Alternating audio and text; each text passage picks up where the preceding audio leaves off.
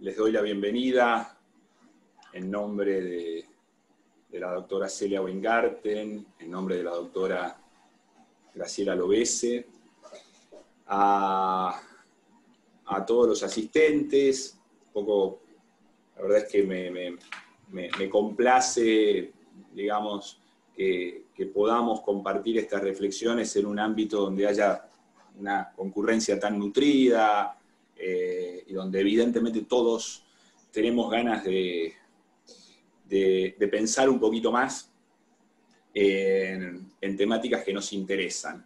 Por nuestra parte, o por mi parte, hablo por mí, trataré de no agregar más confusión a la que ya tenemos todos, luego de esta larga pandemia que nos ha puesto por delante una cantidad de desafíos humanos, personales y, por supuesto, jurídicos, como los que nos convocan en la reunión de hoy. Bueno, además agradecerle a graduados de la UBA por esta iniciativa, como todas las demás que siempre emprenden y que suelen ser muy exitosas y que logran, insisto, nuclear a una gran cantidad de gente con sus propuestas.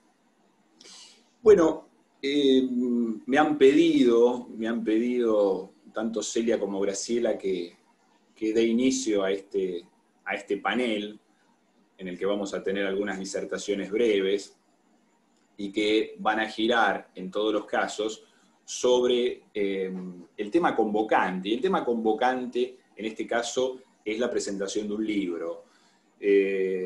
Como ustedes saben, y como el afiche de invitación a esta jornada lo anunciaba, la profesora Celia Weingarten ha escrito un libro sobre el principio de confianza en el Código Civil y Comercial, recientemente editado por Rubinsal Cursoni, y a partir de esto hemos creído que era importante no solo hacer un comentario muy breve al libro, del cual seguramente Celia va a referir algunos contenidos, sino más que nada aprovechar la ocasión para hablar de este tema dentro de sus múltiples facetas que tiene, es decir, la confianza dentro del derecho privado.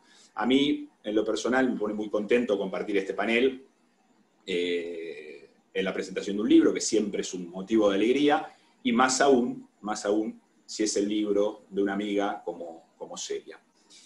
Lamentablemente la alegría no es completa un día de duelo como el de hoy, en el que creo no equivocarme si digo que todos estamos en mayor o en menor medida consternados, o como mínimo conmovidos por la muerte de Diego, un ser sencillamente impar y tan ligado a la identidad argentina, ¿no es cierto?, en todos sus sentidos, en su sentido más cabal. Bueno, fuera de esto,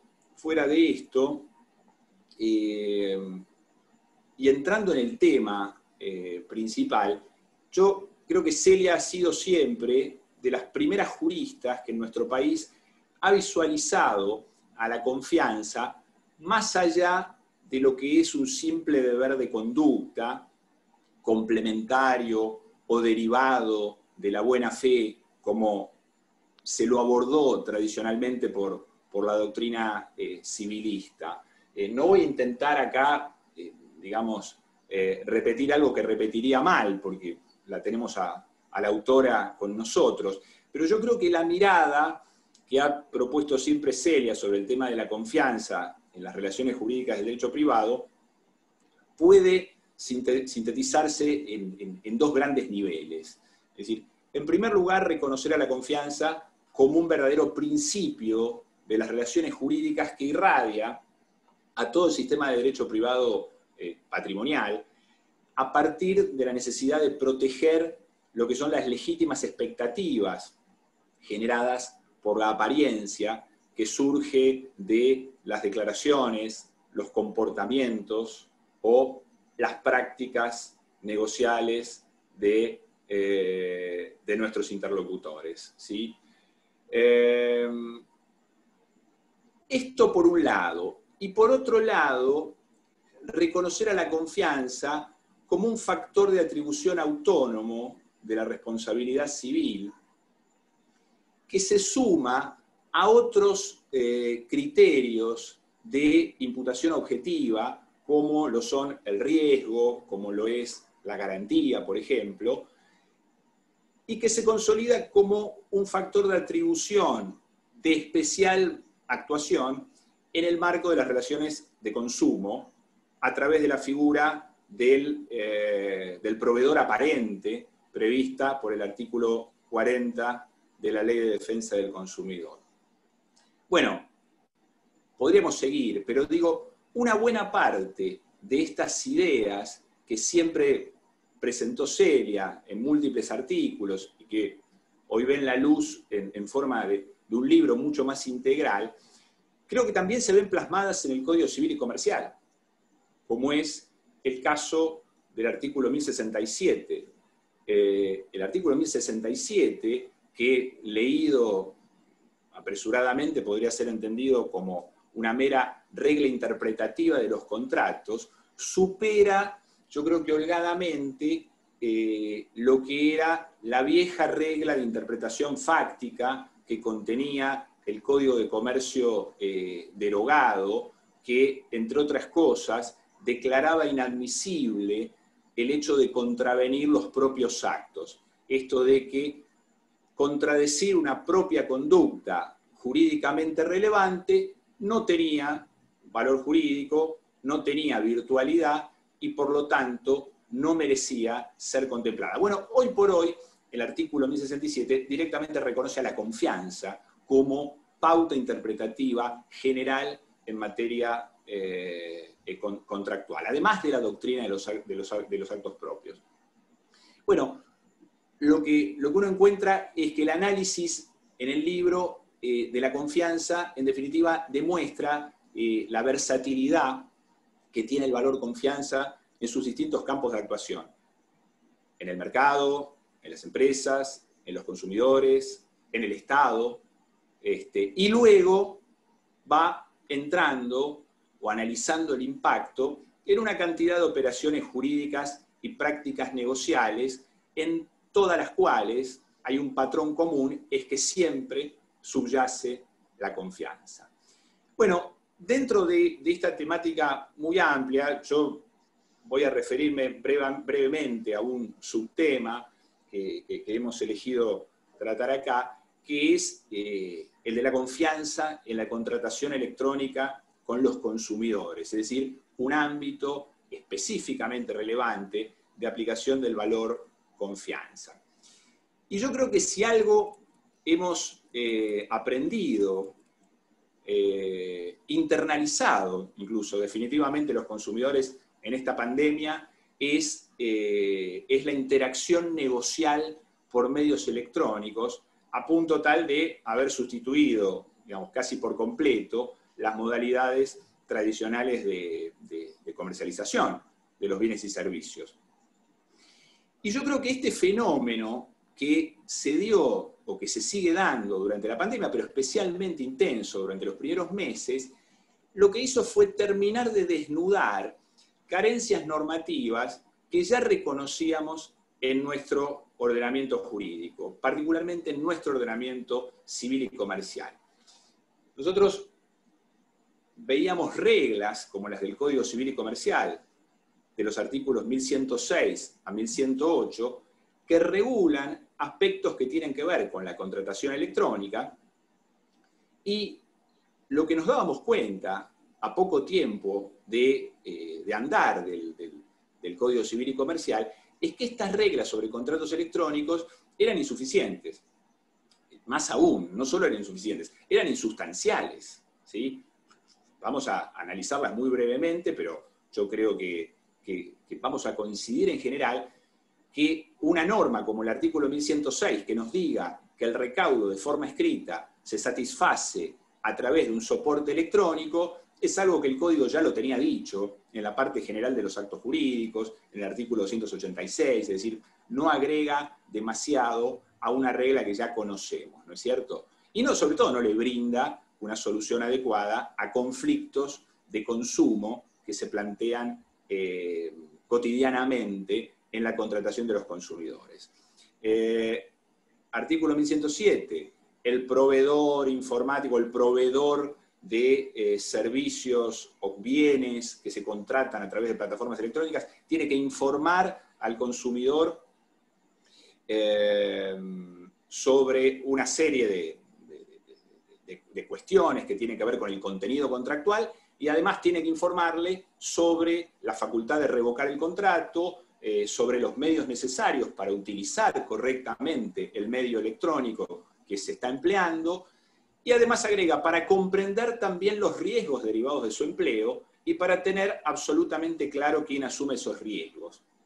Esta última fórmula, a mí en su momento me dejó perplejo. Es decir, el código dice que el proveedor electrónico tiene que brindarle información al consumidor que le diga cuáles son los riesgos del sistema electrónico empleado para la contratación y que le permita tener absolutamente claro, textual, quién asume esos riesgos. Fíjense que no está impidiendo que los riesgos sean desplazados al consumidor, sino que solo obliga al proveedor a explicar.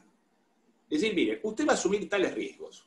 Usted puede asumir el riesgo de poner su tarjeta de crédito, completar una operación y que probablemente se le corte internet y en el medio usted no sepa si el pago haya entrado, con lo cual haga una nueva compra pensando que lo que está haciendo es la compra original y finalmente le facturen dos productos, para decir un ejemplo que suele pasar con cierta frecuencia.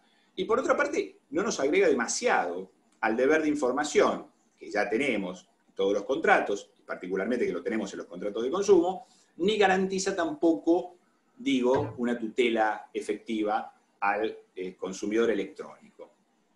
Nos queda una norma más, que es la norma del artículo 1108, que dice, bueno, cuando hay una oferta electrónica, la oferta tiene una vigencia durante todo el tiempo que el oferente electrónico lo disponga, lo fije, o que esa oferta permanezca accesible al destinatario.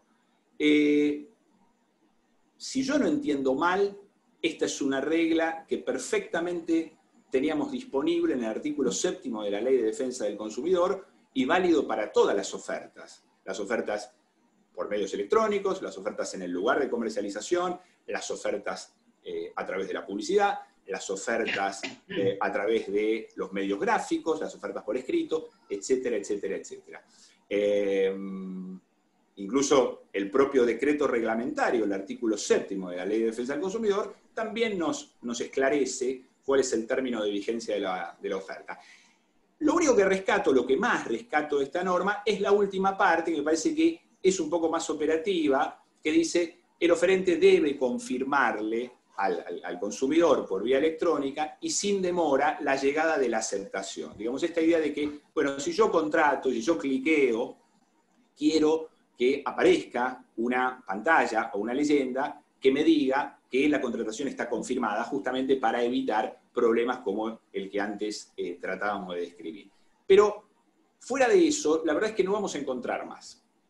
Nosotros podríamos ser indulgentes y pensar que desde la elaboración del anteproyecto, que después fue proyecto y que finalmente fue código, vigente de 2015, pasaron unos cuantos años, 7, 8, 9, y que la expansión de las tecnologías aplicadas a la comercialización ha sido exponencial, con lo cual podemos entender que estas reglas hayan quedado de algún modo vapuleadas por los tiempos que le sucedieron a la elaboración del anteproyecto de Código Civil y Comercial. Y hasta podría decirse que la propia Ley de Defensa del Consumidor, la 24240, a través de las sucesivas reformas, fue incorporando herramientas más eficaces que le conceden soluciones prácticas a los consumidores, como por ejemplo el artículo 10 ter,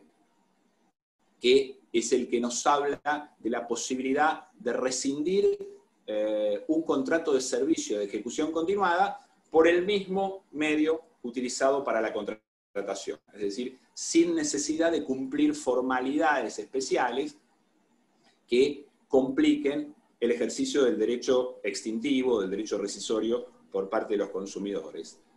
Otra norma que me parece que tiene una finalidad tutelar bastante práctica es la del artículo 38, mejor dicho, el segundo párrafo agregado al artículo 38 de la Ley de Defensa del Consumidor, que es el que fija una obligación por parte de los proveedores de publicar en el sitio web un modelo de contrato que utiliza ese mismo proveedor con sus clientes, es decir, con los consumidores y usuarios. Creo que este es un recaudo mucho más importante y más sustancioso que el que nos ofrecen las normas del código. ¿Por qué? Porque yo, digamos, quiero conocer bajo qué condiciones voy a contratar y no estar sujeto a prácticas comerciales desconocidas, a cláusulas sorpresivas, o a que ni siquiera se me entregue una copia del contrato al momento de suscribirlo. Bueno, me parece que de esta forma la posibilidad de acceso a la información antes de contratar viene a romper una vieja práctica que en algún tiempo utilizaban los bancos, y es que no nos daban copias de los contratos que celebrábamos, como alguno calificó en algún momento que si vos querías una copia del contrato bancario tenías que ir a la sucursal, pedirla, pedir un turno, etcétera, etcétera, y te lo dejaban ver. Es decir, ni siquiera te daban una copia, te lo dejaban ver. Alguno lo calificó esto como un régimen de visita de los contratos. A mí me pareció sumamente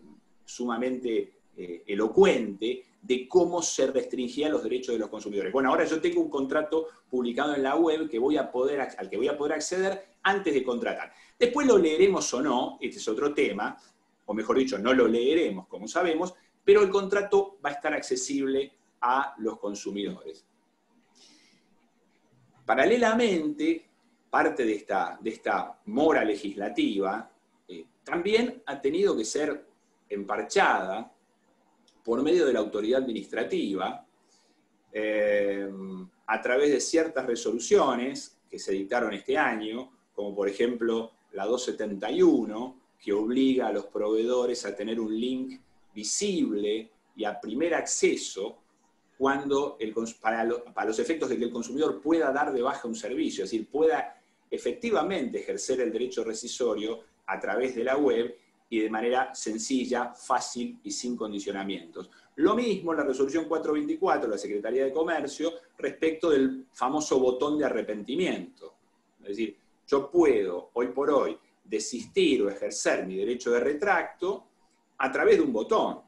Porque más allá de que me informen que tengo esa facultad, si yo siento que tengo que mandar una carta de documento o tengo que establecer una comunicación directa con el proveedor, probablemente ese condicionamiento vaya poniendo límites a la posibilidad de ejercer el desistimiento contractual. En cambio, el botón de arrepentimiento me está mostrando a mí, básicamente de manera patente, cómo tengo ese derecho y cómo lo puedo ejercer rápida, simultánea, automáticamente o coetáneamente con mi decisión de hacerlo.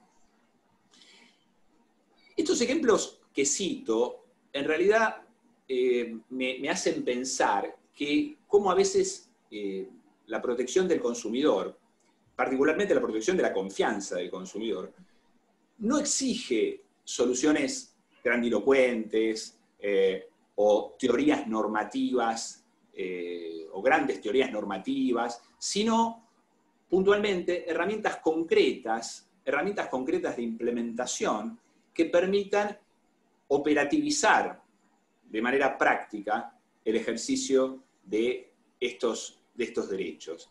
Es decir, un caso similar es el que ocurre, por ejemplo, con los instrumentos legales, legislativos, de protección contra el sobreendeudamiento de los consumidores. Uno de los grandes temas del derecho del consumidor de los últimos años, donde, digamos, se nos ha enseñado que las exigencias informativas son lo clave. Entonces tenemos una cantidad de artículos que obligan a los proveedores financieros a dar una cantidad de información sobre el contenido del contrato, sobre las condiciones de comercialización, sobre lo que dice la publicidad, sobre la información dinámica que debe brindarse a lo largo de la ejecución del contrato, pero que no alcanzan para prevenir abusos y yo digo más, a veces ni siquiera eso, a veces no hacen más que desinformar.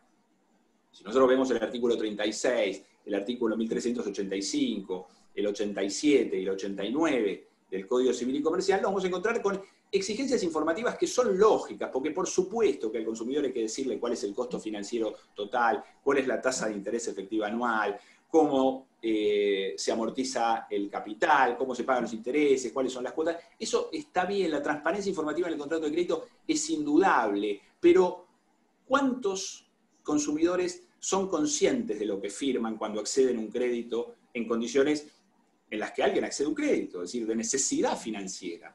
¿Sí? Pero en esto no estoy estigmatizando, es decir, yo cada vez que pongo ejemplos de consumidores vulnerables, me pongo a mí mismo, porque el hecho de estar hablando acá, frente a ustedes, no me coloca en ninguna situación de privilegio al momento de establecer relaciones jurídicas con los proveedores. Probablemente sea más torpe que la mayoría de ustedes, más consumista y más impulsivo, con lo cual creo que está bien tener la idea de que la protección de los consumidores es un paradigma que debe medirse en abstracto, más allá de pensar qué grado de vulnerabilidad o de inferioridad tiene tal o cual consumidor. Volviendo al tema, digo, ¿cuánto más útil sería, por ejemplo, contar con atajos visuales? Acá en el Zoom lo veo a Waldo Sobrino, a quien he estado escuchando mucho últimamente, hablando de inteligencia artificial, y se refiere a este tema, por supuesto, con muchísima más solvencia y con muchísimo más detalle, pero digo, ¿por qué no pensar en atajos visuales como son los semáforos, digo, que nos van marcando con colores los estados de alerta respecto de una situación negocial, y que nos advierta, por ejemplo, siguiendo con el ejemplo de los bancos y el sobreendeudamiento, cuando una entidad financiera o un banco nos está cobrando un costo financiero excesivo, ¿sí? De la misma forma que hoy por hoy asistimos a la muy próxima vigencia de la ley de rotulados de alimentos, en donde vamos a tener unos octógonos negros que nos van a decir si esos alimentos son altos en sodio, en azúcares, en calorías, etcétera, etcétera. Bueno, más allá de las opiniones que nos merezca esa ley de rotulado en particular, digo, nos va a estar advirtiendo de manera clara y de manera elocuente circunstancias que también tenemos que saber al momento de contratar, ¿sí? Y fíjense cómo en estas cuestiones el empresario siempre está un paso adelante del legislador. Y en todo caso el regulador es el que va atrás de los hechos y de los cambios en los hábitos económicos y sociales.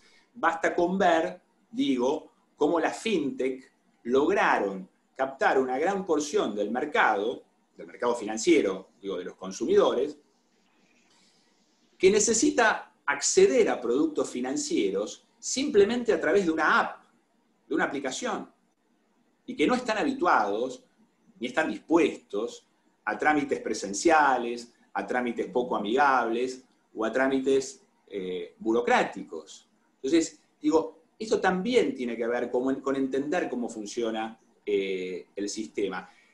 Ayer leía un artículo muy interesante, veo algunos comentarios, la verdad que veo algunos comentarios muy interesantes que se están haciendo en el chat, si después puedo, voy a hacer alguna referencia o los contestamos.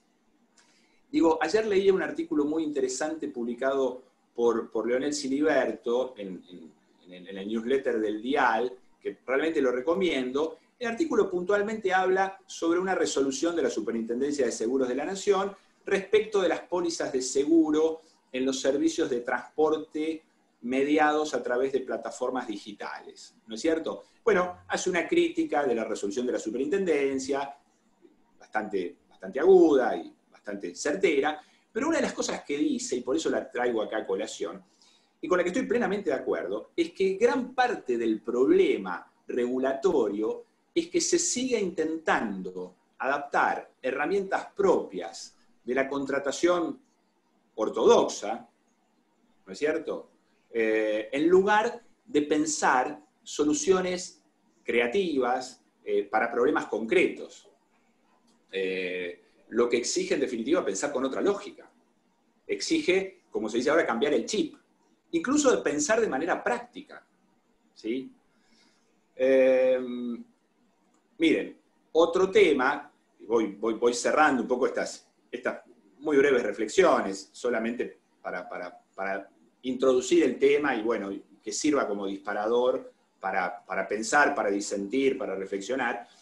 Digo, otro caso que requiere un abordaje legislativo, digamos, superador, es el de la aceptación de los términos y condiciones a través de la web, tema sobre el que venimos insistiendo hace mucho, digamos. ¿Por qué? Porque, como dice el profesor Fernando Gina, es el paradigma de la irreflexión negocial. Nosotros cliqueamos para obtener una app, para obtener un servicio a través de una plataforma y aceptamos condiciones automáticamente, ni siquiera nos ponemos a pensar si las vamos a leer, si no, directamente no optamos, no las leemos. Bueno, encuentro en los proyectos, poco a poco también haciendo prospectiva, hay que ver cuál es la tendencia legislativa en nuestro país, y la tendencia legislativa un poco está marcada por el sesgo que se va formando en los proyectos de reforma de la legislación de consumo. En este momento tenemos 2, incluso 3 proyectos de modificación de la legislación de consumo, 3 proyectos de código de defensa del consumidor, 2 que son básicamente similares o muy parecidos o que surgen de una misma elaboración o de una misma comisión.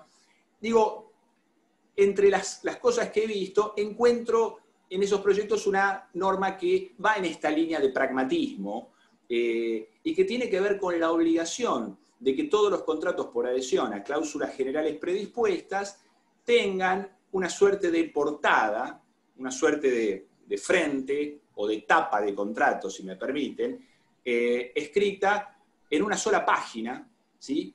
Y que condense el contenido sustancial y las estipulaciones más relevantes de ese contrato. Yo creo que es un mecanismo útil, por supuesto que va a depender en gran medida de la implementación a través de la reglamentación concreta, pero en definitiva eso nos puede llevar a que el día de mañana sigamos decidiendo no leer los contratos, pero lo hagamos sin culpa, ¿sí? Es decir, ya no me voy a leer las 300 páginas, antes decías los 3 kilos de contratos, cuando te traían el contrato así. Hoy decimos, no me voy a leer los 2 gigabytes de información contractual que el predisponente elaboró con tanto esmero para mí, ¿sí? ¿Por qué? Lo voy a hacer sabiendo que lo que va a estar o lo que debería estar detrás de esa página inicial no debería desnaturalizar el espíritu de ese contrato, es decir, el espíritu de esa portada. Entonces digo, cómo a veces estas soluciones son soluciones que tienen que ver más con cuestiones creativas, pragmáticas, que le resuelvan problemas concretos a los consumidores. Y lo digo yo, que soy un amante de la teoría general de contrato, los que me conocen saben que me encanta el tema, pero en materia de consumidores creo que es difícil, como está diciendo acá un compañero que se suma al chat, dice, muy difícil armonizar los derechos escritos de los consumidores con la realidad. Me parece que esto es lo que está en juego, sobre todo, si se trata de la protección de la confianza, ¿sí? Básicamente, lo que campea y lo que sobrevuela en todos estos temas es la confianza. Entonces tenemos que buscar herramientas útiles para tutelar la confianza de los consumidores que interactúan en estos entornos digitales.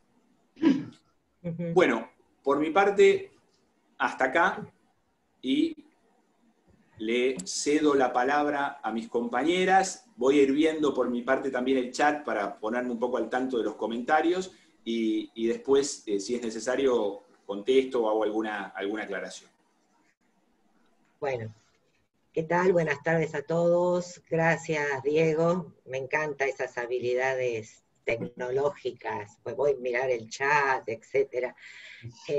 Bueno, quería saludarlos, darles la bienvenida a todos. Y la verdad que cuando hoy pensaba en esta charla, porque me puse a pensar en la charla, pensaba en realidad que la actividad académica nos ha dado grandes disgustos, grandes tristezas, pero también nos da grandes satisfacciones.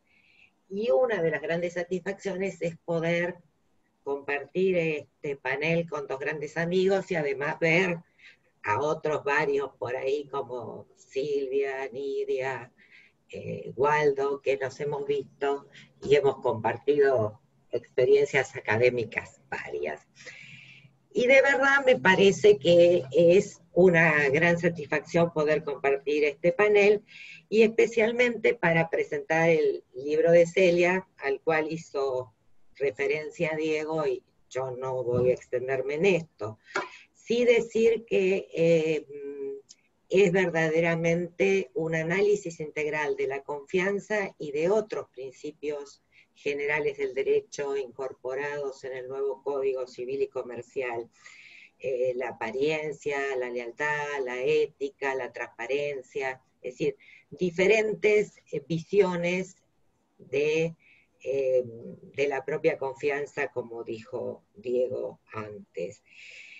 Y pensaba también que el finalizar una obra para un autor es, digamos, es una gran satisfacción y es un gran compromiso, porque cuando esta obra sale al análisis del resto de nosotros, de los que los adquirimos, también genera nuevas formas de pensamiento, nuevas visiones, y eso enaltece y en realidad permite digamos, por un lado una crítica y por el otro lado el enriquecimiento de las ideas, que me parece que es algo que todos nosotros necesitamos en este momento.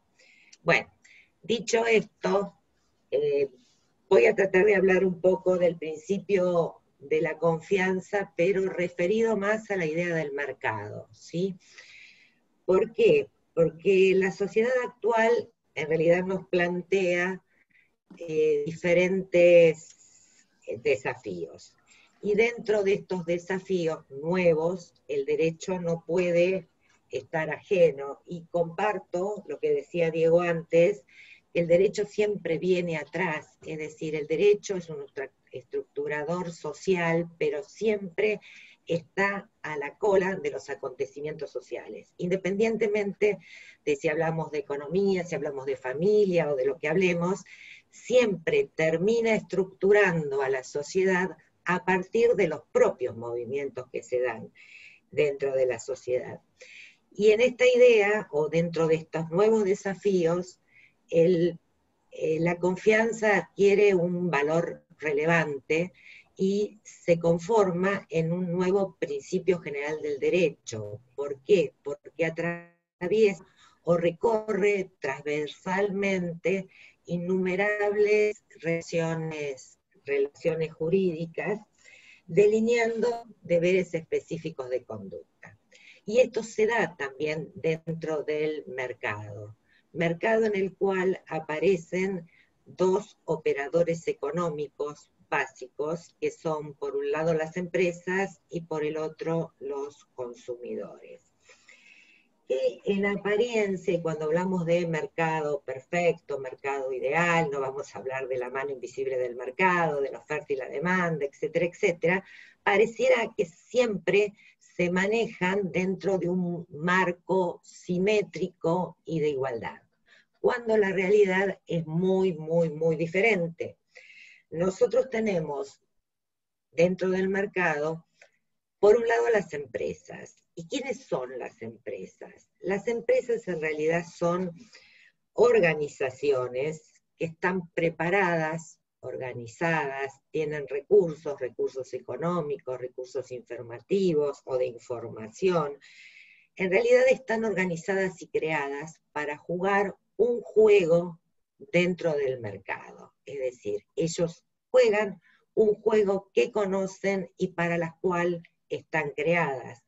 Por tanto, además de de todas las ventajas que poseen, entre otras cosas, previsibilidad. Es decir, saben lo que va a pasar en el mercado porque ellos mismos son las que realizan los movimientos de ese mercado. Por otro lado, tenemos a los consumidores, es decir, a todos nosotros. ¿Y quiénes somos los consumidores?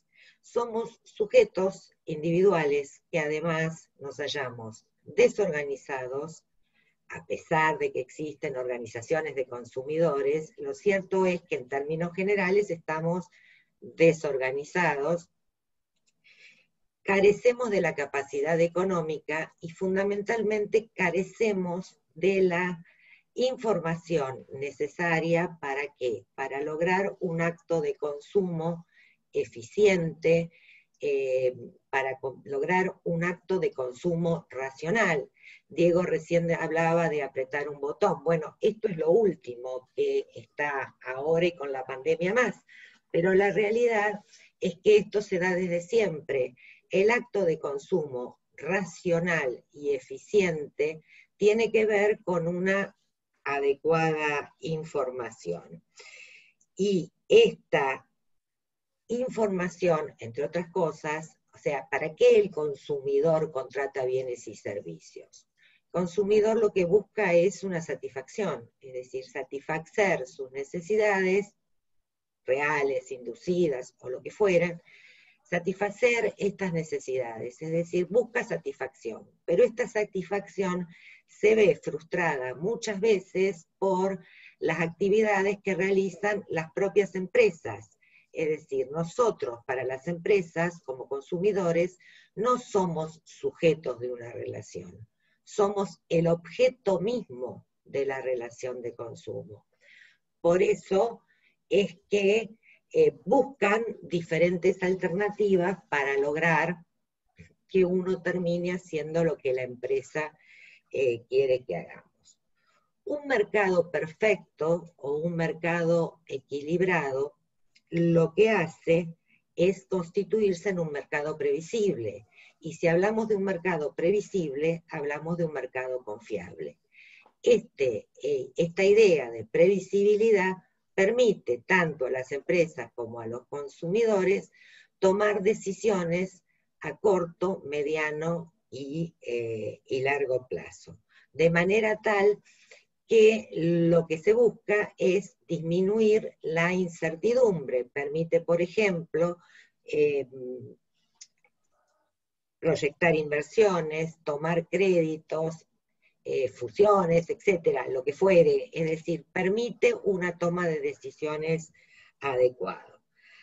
Ahora bien, el comportamiento de las empresas dentro del mercado no afecta solo a los consumidores, es decir, puede afectar tanto a los consumidores como a los competidores, especialmente cuando las empresas tienen dentro de ese mercado una posición dominante y además hacen abuso de esa posición dominante. Algo que es importante advertir es que en realidad la posición dominante dentro del mercado no está prohibida per se. Es decir, ni la Ley de Defensa de la Competencia, ni el Código Civil y Comercial, que ahora incorporó este concepto, prohíben la posición dominante. Es decir, algo que yo nunca entendí es cómo una empresa a la cual se le permite tener posición dominante dentro del mercado no va a terminar abusando de esa posición dominante. Lo cierto es que lo que se encuentra prohibido, tanto en la Ley de Defensa de la Competencia como en el Código Civil y Comercial, es precisamente el ejercicio abusivo de esa posición dominante. Y esto lo plantea el artículo 11 del Código Civil y Comercial. Ahora, esta posición dominante en relación al consumidor se ve claramente, es decir, la posición de la empresa dentro de la relación de consumo es de absoluto dominio y además realiza un ejercicio abusivo de esa posición de dominio. ¿Cómo realizan las empresas o cómo se advierte o cómo podemos advertir esta posición dominante de las empresas? Básicamente dentro de la relación, por ejemplo, a partir de las estructuras contractuales que realizan.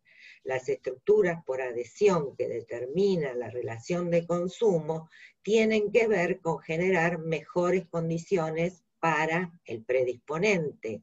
Y esto lo vemos a diario. Una de las cuestiones fundamentales, y algo decía Diego antes, es el tema de la información. ¿Por qué? Porque como mencioné, cuando uno carece de información, no realiza un acto eficiente, es decir, no podemos hablar de un acto de consumo saludable. Sin embargo, el consumidor no tiene posibilidades de tener toda la información que se requiere para que ese acto de consumo resulte eficiente. Entonces, ¿qué hace? Confía.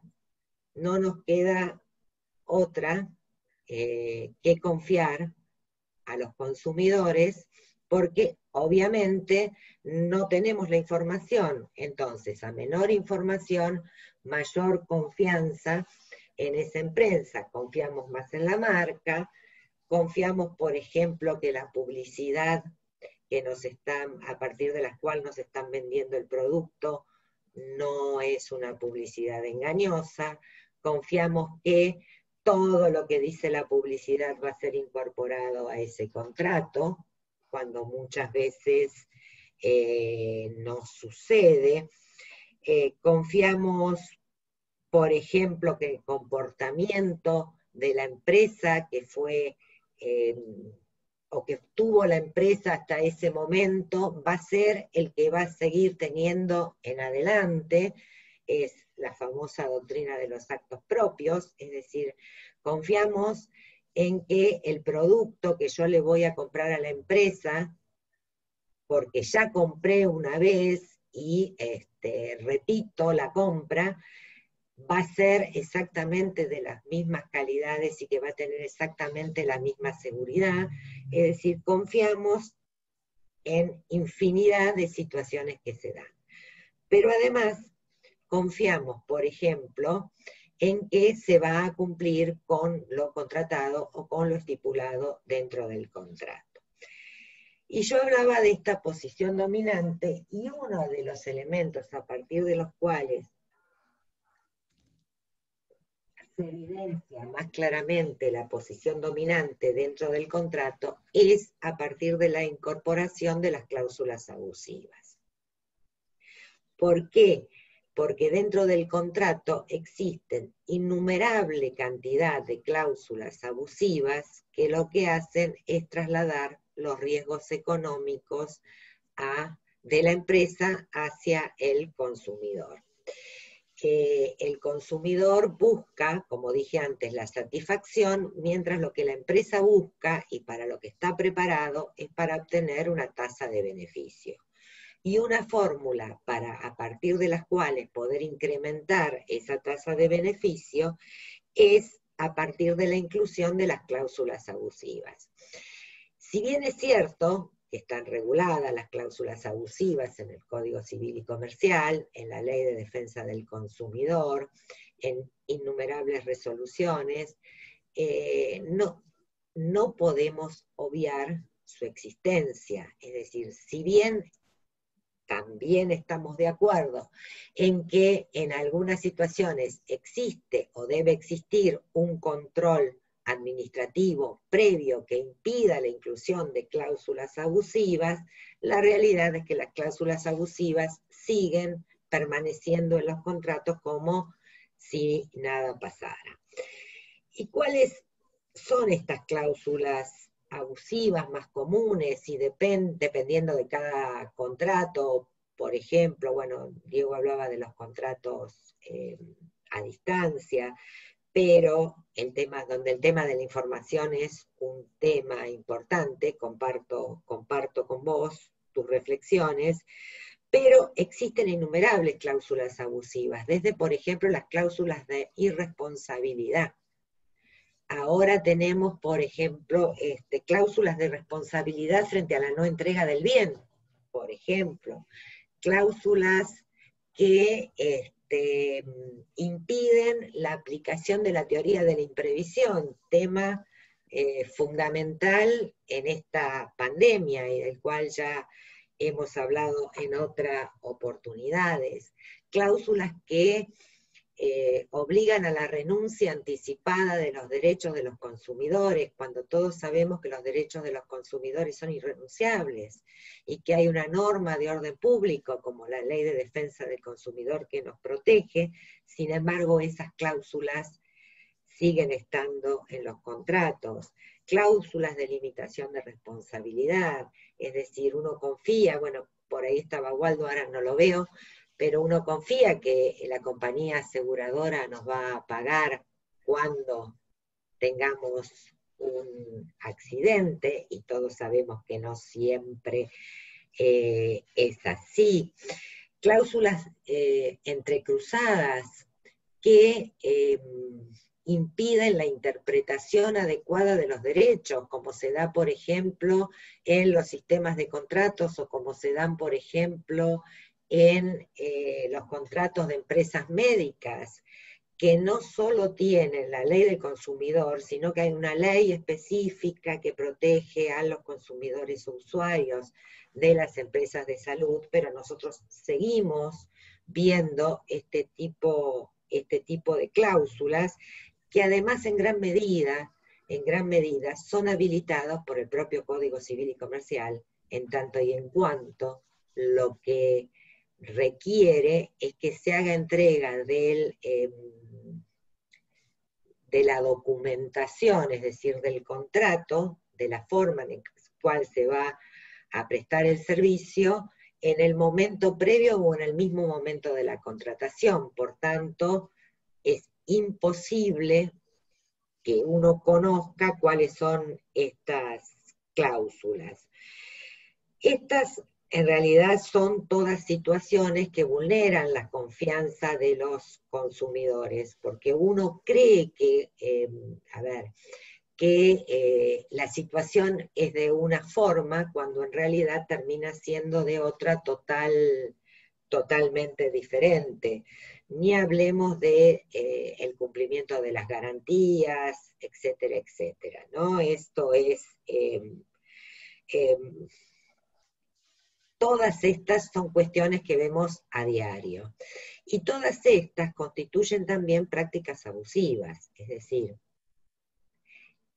la cláusula abusiva es solo una especie dentro de un género mucho más importante, que es el género de las prácticas empresariales abusivas. Prácticas que se realizan todo el tiempo y que además hoy están reconocidas, bueno, ya estaban en la Ley de Defensa del Consumidor y hoy están reconocidas en el Código Civil y Comercial, cuando considera una práctica abusiva, por ejemplo, un trato discriminatorio entre consumidores, cuando el trato no es equitativo, y cuando hablamos de equitativo, hablamos de la equidad en materia económica. No estamos hablando de equidad en sentido jurídico, abstracto, y de dar a cada uno lo suyo. En realidad estamos hablando de una equidad económica que se rompe permanentemente, afectando las bases económicas de ese mismo contrato. En realidad tenemos también el trato indigno, cuando se limita la libertad de contratación, y esta práctica abusiva resulta irrisoria. ¿Por qué? Porque nosotros tenemos siempre como consumidores limitada la libertad de contratación, especialmente en aquellos supuestos estamos permanentemente incentivados a la contratación, y de hecho, si uno está incentivado a la contratación a partir de diferentes fórmulas, etcétera, que ahora están estudiando desde un punto de vista más médico, digamos, pero lo cierto es que estamos influenciados para contratar, y si estamos influenciados para contratar, difícilmente seamos libres de contratar.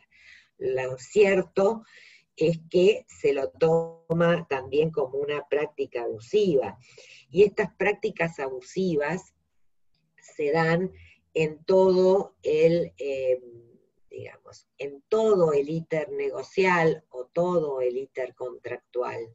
Es decir, desde la etapa previa con la publicidad, desde la etapa de la conclusión del contrato, cuando hablamos de la deficiente información, se da también en las etapas postcontractuales con el tema de las garantías, el sistema de reclamos, etcétera, etcétera. Son prácticas abusivas de manera permanente, que obviamente lo que hacen básicamente es romper con las expectativas generadas. Y esto seguramente merece una adecuada reparación, de la que no voy a hablar porque va a hablar Celia después, pero realmente merece una adecuada reparación, más allá de cualquier otro daño material. Es decir, hay una reparación que es necesaria y que no es, quizá, que no es de índole económica, pero sí merece una reparación. Estas prácticas que realizan las empresas en realidad no son casuales, son causales. ¿Por qué? Porque en realidad lo que buscan es, como dije antes, romper las bases económicas del contrato. Las rompen permanentemente, trasladan los riesgos económicos a la parte más débil y a partir de ahí lo que hacen es maximizar su propia tasa de beneficio. Esto obviamente son factores que rompen o quiebran la confianza generada en los consumidores, pero también lo que hacen estas prácticas abusivas es romper el equilibrio de mercado. Por tanto, rompen la confiabilidad de ese mercado en particular. Es decir, no atentan exclusivamente contra el consumidor en función de mayores beneficios, sino que atentan también contra los propios competidores. ¿Y cómo repercute en los competidores? Es muy simple. Cuando una empresa maximiza su tasa de beneficios y cuando una empresa no cumple con el consumidor o con su contrato, lo que está haciendo es abaratar sus propios costos. Es decir, maximiza su beneficio a partir de abaratar sus propios costos. Lo que hace que aquel que es un cumplidor, en realidad, ve incrementados sus costos, de manera tal que se produce una disrupción, un rompimiento del equilibrio dentro de ese mercado, transformándose en un acto de competencia desleal. Claramente, cuando nosotros tenemos una empresa que no cumple con las garantías, lo que está haciendo en realidad es trasladar el costo económico o el riesgo económico de ese bien al consumidor, abaratando sus propios costos y a partir de ahí repercutiendo en la actividad del competidor de la misma área o del mismo sector del mercado. Cuando una empresa no coloca, por ejemplo, los elementos para cuidado del medio ambiente, lo que está haciendo es abaratar sus propios costos, generando una conducta anticompetitiva y quebrando la confianza y el equilibrio dentro de ese mercado. Es decir, lo que podemos analizar es que a partir de la actividad de la empresa puede ocasionar daños a la propia estructura del mercado o puede ocasionar daños a la relación con el consumidor de manera directa. Es decir, que la actividad de la empresa puede generar daños al interés individual de las propias empresas, al interés colectivo de los consumidores y al interés público del Estado. Porque al Estado debe interesarle mantener un correcto funcionamiento del mercado. ¿Y por qué debe interesarle? Porque en realidad, a partir de la generación de los estados modernos, el mercado es la base misma de los propios estados. Entonces, a partir de ahí, es fundamental la idea de protección de un mercado equilibrado y, digamos, hacer prevalecer estos principios de confianza, de lealtad, de transparencia, de buena fe, etcétera, que permitan en realidad un mercado más racional. Para esto, 2 minutitos más y ya los dejo, para esto existen múltiples posibilidades, pero no podemos obviar digamos, el rol fundamental que cumple el Estado. Porque dije que el Estado debe proteger una estructura adecuada del mercado porque es su base. ¿Cómo hace el Estado para igualar costos? Y cuando hablo de Estado no estoy hablando del poder administrador nada más, porque podemos hablar del poder judicial también.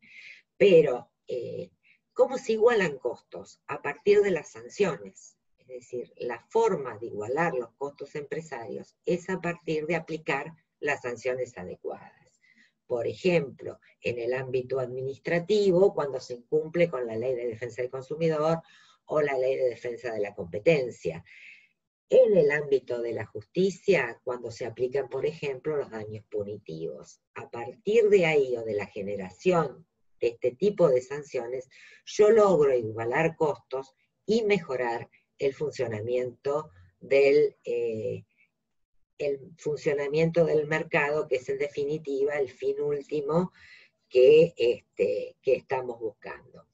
Bueno, dejamos acá, vi también que había muchos chats por ahí, después los voy mirando y les paso la palabra a Celia.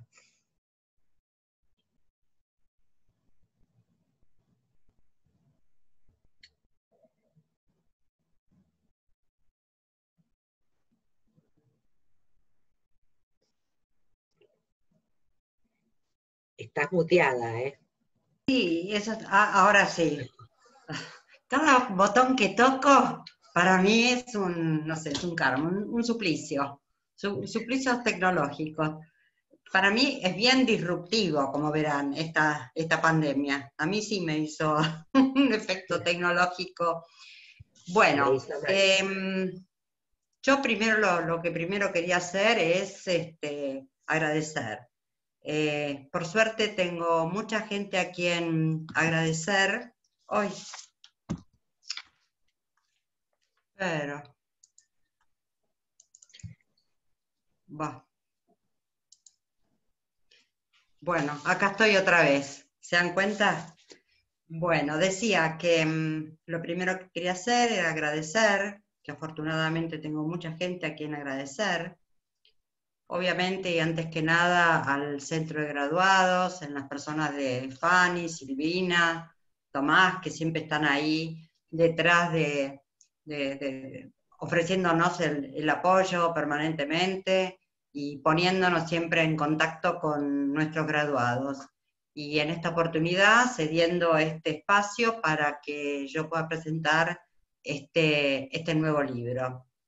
En segundo lugar, quería agradecer a quienes hoy me acompañan, estos dos grandes amigos por quienes tengo un profundo afecto, amigos de tantos años, con los cuales recorrimos, no sé, tantas rutas, tantas tareas docentes, académicas, y no tan académicas, diría, ¿no? Porque se ha llenado de encuentros agradables, comidas, reuniones, perdón, y ahora que recuerdo, hasta excursiones. Me viene a la mente, todo esto está fuera de programa, me viene a la mente en una oportunidad que habíamos terminado, creo que fue en el Comahue, en la Universidad del Comahue, nos fuimos todos como adolescentes a Bariloche, al Bolsón, bueno, al sur, ¿no? Y la verdad que uno siempre guarda estos recuerdos, ¿no? Como decía Graciela antes, que esto nos trae muchos agradables recuerdos, claro que algunas desventuras que también hemos compartido todos juntos.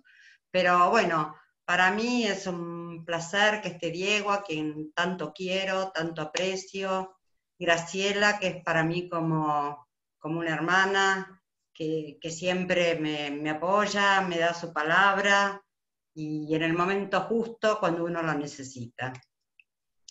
Me anoté todos los agradecimientos porque no me los quería olvidar.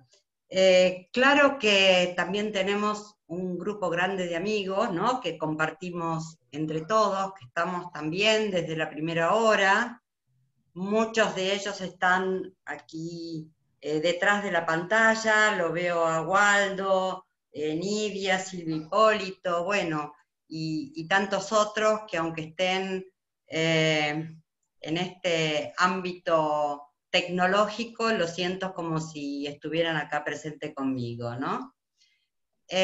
Y bueno, cómo no recordar a dos entrañables amigos que no están, que no me pueden acompañar hoy, y que son Ramón Mazzotti y por supuesto Carlos Dersi. Hubiera querido que también estuviera en el día de hoy. Y también decirles que yo este libro lo he dedicado a los integrantes de mi cátedra, porque tengo un equipo maravilloso que me acompaña permanentemente, que me ayuda a transitar esto en el día a día, en donde todo se vuelve más sencillo y todo se vuelve más placentero aún. Así que a ellos específicamente les dediqué este libro, y está estampado obviamente en una de sus primeras páginas. Por supuesto, a todos ustedes que hoy se molestaron, que están aquí, y por último, Editorial Rubinsal, que apostó a este libro. Así que, muchísimas gracias. Ahora sí, pasamos al tema. Mucho de lo que quería decir ya lo dijeron mis dos amigos antes, o sea que bueno, vamos a ir desarrollando estos temas.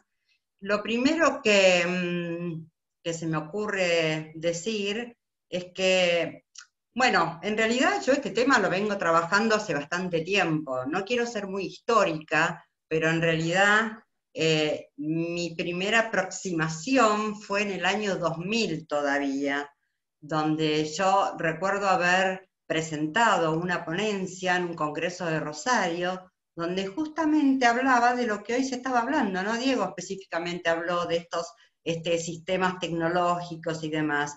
Y yo ahí había metido el tema de la confianza y la expansión de la responsabilidad a todos los integrantes. Bueno, después he hecho otros trabajos y finalmente terminaron condensados en este libro, y a partir, más que nada, de la sanción del Código Civil de estos principios generales del derecho, entre la confianza, el principio de apariencia, la no contradicción de los propios actos, de manera tal de que, volcado esto en el libro, lo hice con una parte general, ¿no? con todos estos conceptos quizás más abstractos, y una parte más específica, donde a mí lo que me gusta es aplicarlo concretamente a situaciones en particular. Que habló Diego, los paquetes turísticos, la medicina prepaga, bueno, infinidad de situaciones que tienen que ver con las relaciones de consumo actuales, porque hoy la mayor parte de los vínculos son vínculos de consumo. El contrato de negociación individual o el contrato de la manera dogmática en que lo conocemos está siendo desplazado por estos contratos. Iba a decir nuevos contratos, pero en realidad no son nuevos contratos, y donde lo que yo he advertido es que aquí se ha instalado una nueva dinámica, una nueva manera de contratación que tiene que ver con las expectativas. ¿Y por qué esto de las expectativas? Porque hoy, como decía, la autonomía de la voluntad no tiene el rol que antes tenía. O sea, cuando nosotros contratamos, como no entendemos los contratos, no lo leemos, ¿y cómo contratamos? Y precisamente contratamos en base a las expectativas que nos genera qué, y nos genera una marca, nos genera un nombre comercial, incluso un origen, y esto nos va generando expectativas, y lo que el ordenamiento jurídico nos tiene que garantizar es que estas expectativas sean cumplidas, es decir, poner en marcha todos los mecanismos jurídicos para satisfacer las expectativas que se le ha generado en los consumidores. Por esto significa un nuevo criterio de conducta para las empresas que tiende a la realización de las expectativas generadas en los consumidores. Y Graciela dijo algo que funda este principio de confianza y las expectativas, que es la falta de información. ¿Por qué esta necesidad de confiar? ¿Y por qué no tenemos información? Y no tenemos información porque las empresas no nos dan la información suficiente, porque la retasean, o porque no la entendemos. Es decir, por ejemplo, si nosotros queremos contratar una medicina prepaga, un seguro, un crédito, bien lo mencionó Diego, no alcanzamos a entender su contenido, y como no alcanzamos a entender su contenido, tampoco podemos saber el real precio que estamos pagando por ese bien o ese servicio. Entonces acá aparece esa necesidad de confiar, confianza que genera expectativas, y estas expectativas entonces tienen un valor conductual muy importante. Ahora, otro de los temas, y que también se habló, es el cambio en las actitudes de compra de las personas. Hoy compramos por internet, entonces no vemos el producto, no lo tocamos. ¿Y por qué lo compramos? Y lo compramos en función de una marca, de un nombre comercial, es decir, que la confianza o las expectativas es lo que fundamenta o lo que produce la valoración en el bien o en el servicio. ¿Cuáles son estas estrategias que implementan las empresas para generar confianza? Algunas están en el código, están en la Ley de Defensa del Consumidor, conocemos el tema de la publicidad. Cuando el artículo 8 de la Ley de Defensa del Consumidor integra el contenido de la publicidad al contenido del contrato, lo que hace es traer o integrarlo, abarcando al mismo tiempo las expectativas generadas en los consumidores. Es decir, que nosotros tenemos derecho a que en ese futuro contrato se alberguen aquellas otras expectativas que no figuran en ese contrato. Y no solamente, y acá entramos en el tema incluso de las precisiones, o no, qué es precisión o qué no es precisión dentro de una publicidad. Si nosotros tenemos una publicidad que, por ejemplo, no lo diga expresamente, pero que nos muestre en una medicina prepaga un quirófano con mucha tecnología, un helicóptero, ¿qué pensamos? Y bueno, que tendremos un helicóptero para un traslado de emergencia, que vamos a contar con la última tecnología, por más que en ese contrato no conste o se excluya cualquiera de las dos alternativas, el ofrecimiento de esos servicios. Por eso, entonces, no está en el contrato, pero podemos incorporarle las expectativas. Esa es la idea que tiene la Ley de Defensa del Consumidor con la publicidad. Otro de los elementos que tiene, o de los recursos que tiene las empresas para generar confiabilidad y expectativas, es una marca, como decía antes, un nombre comercial, que son en sí misma objeto de expectativas. Ahora, todas estas expectativas deben ser protegidas, porque no nos podemos detener con que hay expectativas, pero que en la práctica no son protegidas. Ahora, como nosotros sostenemos que como las expectativas forman parte del contenido del contrato, la ruptura o el no cumplimiento de estas expectativas produce un daño. Es decir, que a mayor seguridad que se nos ofrece, a una mayor apariencia de seguridad, mayor va a ser las expectativas y mayor va a ser también la lesión económica.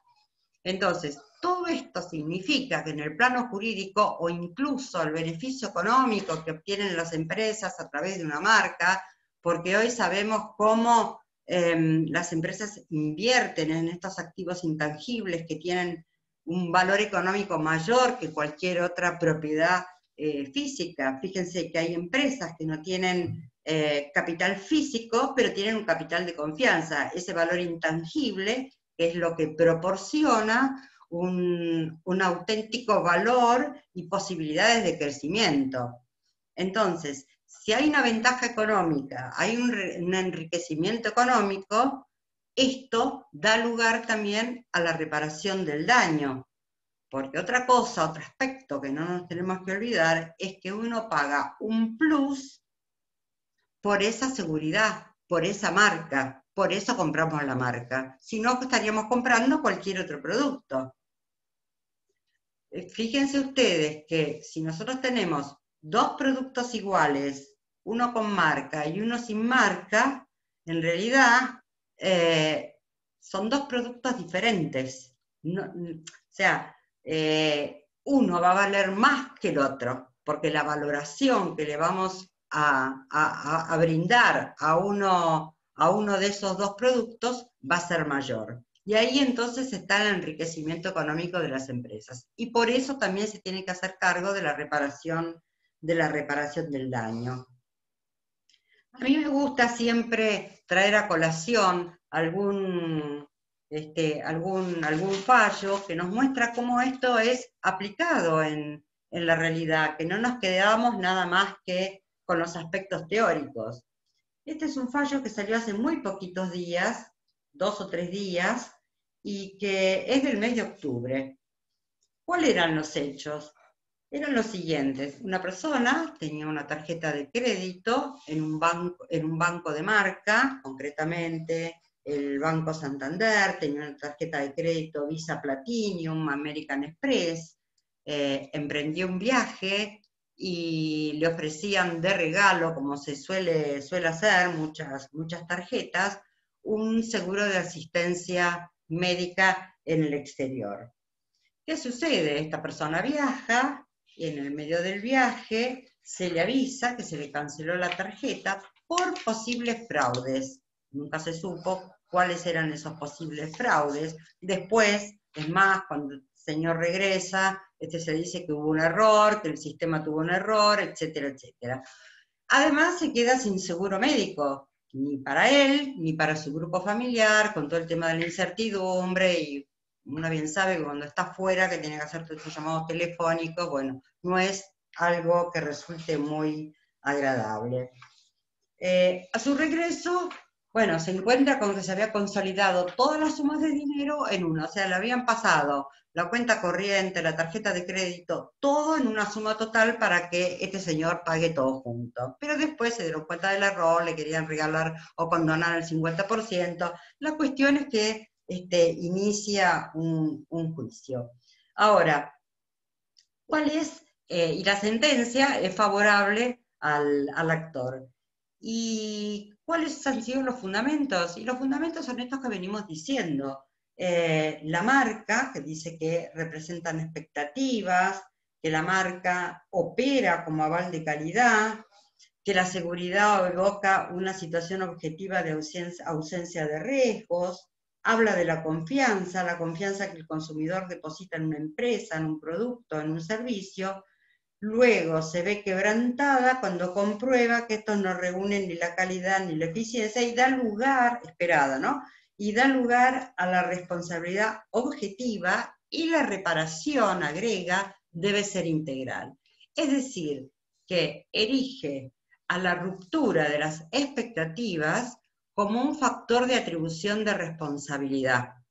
Y esto lo veníamos sosteniendo hace bastante tiempo, y no aparece únicamente ahora con el Código Nuevo, sino que ya la doctrina y la jurisprudencia también habían sentado este criterio en otros fallos.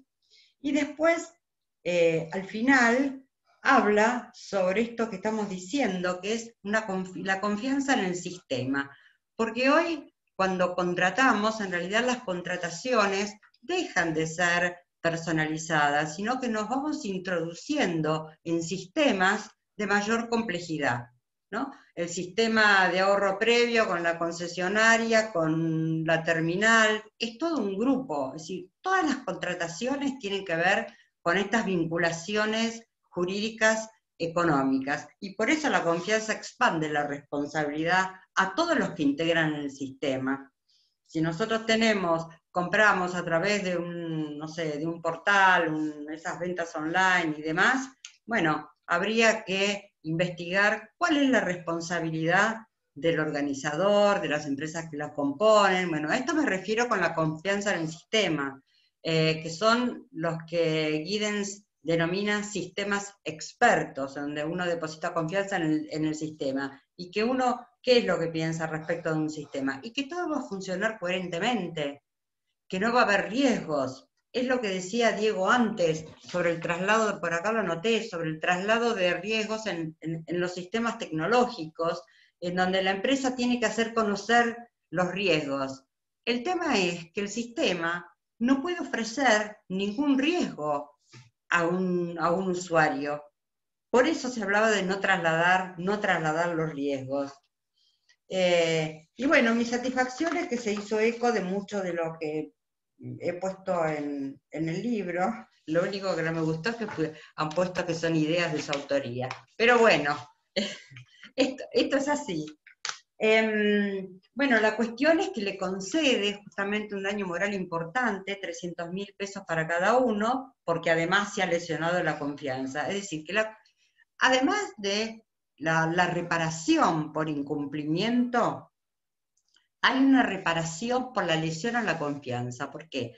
Porque se está afectando prácticamente el único elemento con el cual tiene un contratante, un consumidor, justamente para celebrar un contrato. Entonces, lo que se hace es, se aumenta el daño moral, pero se menciona que es una lesión a la confianza. Todavía no está tan diseñado como un rubro autónomo, aun cuando yo opino que lo es.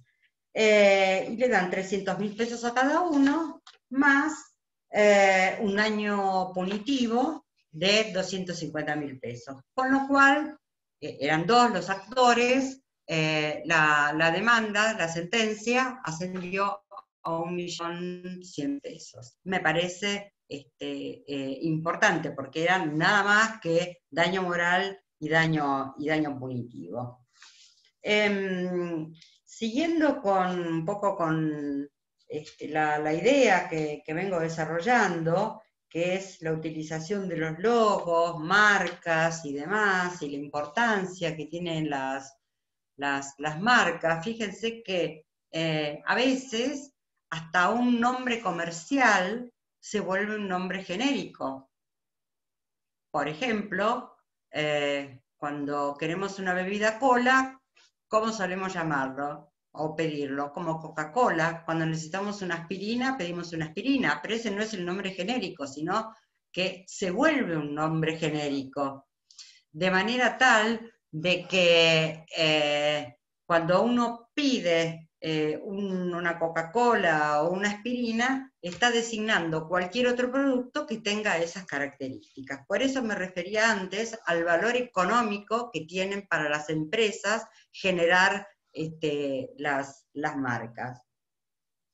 Ahora bien, con esto también una de las cuestiones que quería señalar, y está en relación obviamente con las expectativas, que es el aspecto que más me interesa, como el fundamento de un contrato de consumo es la confianza, las expectativas que genera, hoy podemos hablar de un reemplazo del concepto de obligaciones por expectativas.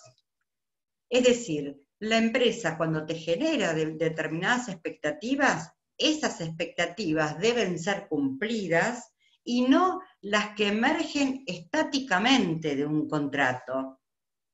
Con lo cual, el contenido de un contrato puede expandirse hacia las expectativas más allá de lo que la obligación dice, o también puede corregirse y reducirse esas concretas obligaciones, es decir, puede corregirse el contenido de ese contrato. Y esto es porque debemos ver al contrato no como una relación estática, sino como una relación dinámica que va cambiando en su intensidad, en su contenido. Tomando el mismo ejemplo de antes, en una medicina prepaga, ¿podemos decir que las obligaciones que emergen van a ser siempre la misma durante todo el transcurso del tiempo? No. ¿Por qué? Porque las expectativas van cambiando y las obligaciones entonces van mutando acorde a esas expectativas. ¿Cuáles son las expectativas? Y que me den un servicio con una asistencia tecnológica mejor, una farmacología mejor y cualquier otro servicio o tratamiento que la ciencia vaya incorporando. Con lo cual, un contrato se torna obsoleto para dar lugar entonces a ese otro contrato del que emergen expectativas que deben ser cumplidas. Esta entonces es un poco la idea, ¿no? Que las expectativas es la medida de las obligaciones. Iguales obligaciones que a iguales expectativas. Me parece que esta entonces es el núcleo central. ¿Y cuándo aparece el incumplimiento? Cuando se quiebran esas expectativas. De la misma manera que en el concepto tradicional de la obligación se incumple esa obligación y aparece la reparación porque se lo incumplió, acá es lo mismo. Se rompe la expectativa y entonces aparece la necesidad de reparar por el incumplimiento de esas expectativas. Y yo decía, el contrato se ensancha, se expande y también puede ser corregido, con lo cual la obligación cambia. El artículo 961 nos brinda una pauta que nos dice que el contrato abarca, en otras palabras, ¿no?, las consecuencias que razonablemente se habría obligado un contratante. Esto de las consecuencias, justamente, ¿qué son las consecuencias que razonablemente uno espera? Y bueno, todo esto que estamos hablando, uno espera que tal cosa, tal otra, ¿no?, que cumpla con esa seguridad, con esa apariencia, etcétera, etcétera. Y una cuestión nueva que se incorporó en el Código Civil, en la cláusula abusiva, es el artículo 988, inciso C, que dice que son nulas aquellas cláusulas las que por su contenido, redacción o presentación no son razonablemente previsibles. Es decir, que podemos pedir la nulidad de una cláusula cuando nuestra representación mental, objetiva obviamente, no se condice con esa apariencia e incluso el contenido de ese contrato. O sea, nosotros no esperamos que en el contrato, por ejemplo, haya una rescisión unilateral de una medicina prepaga, de lo que fuera. Eso no lo esperamos. Por lo tanto, no forma parte del contrato. Por último, bueno, tenemos el principio de la apariencia. No me quiero extender mucho más para dar lugar a las preguntas. El principio de la apariencia, que tiene aplicaciones muy interesantes. ¿Qué significa la apariencia? Y siempre la apariencia va a ser privilegiada por sobre la realidad. Y hay un artículo del Código Civil, el artículo 367, que nos habla de la representación aparente, que en esta época de contratación masiva me resulta muy importante. ¿Por qué? Porque hay situaciones en donde uno no puede estar permanentemente verificando si una persona tiene un determinado poder, un determinado mandato para realizar determinados actos. Entonces, se realiza a través, por ejemplo, de un intermediario que no estaba facultado para ese acto, y ese acto luego es desconocido por el principal. Voy a dar un ejemplo. Hoy, Waldo, estás sumamente nombrado. Los productores de seguros. Los productores de seguros son intermediarios. Hay muchas situaciones, y muchos ha dado lugar a muchos fallos en donde las compañías de seguro desconocen actos realizados por los intermediarios de seguros, porque los intermediarios, los productores de seguros, bueno, no me quiero meter con los institutorios que tienen determinadas facultades. Las aseguradoras dicen, bueno, esta denuncia no ingresó, este siniestro no ingresó, esta prima no ingresó, y entonces se desvincula. Pero a través de la representación aparente, donde dice que dejándole creer razonablemente que negocia con su representante, ¿esto qué significa?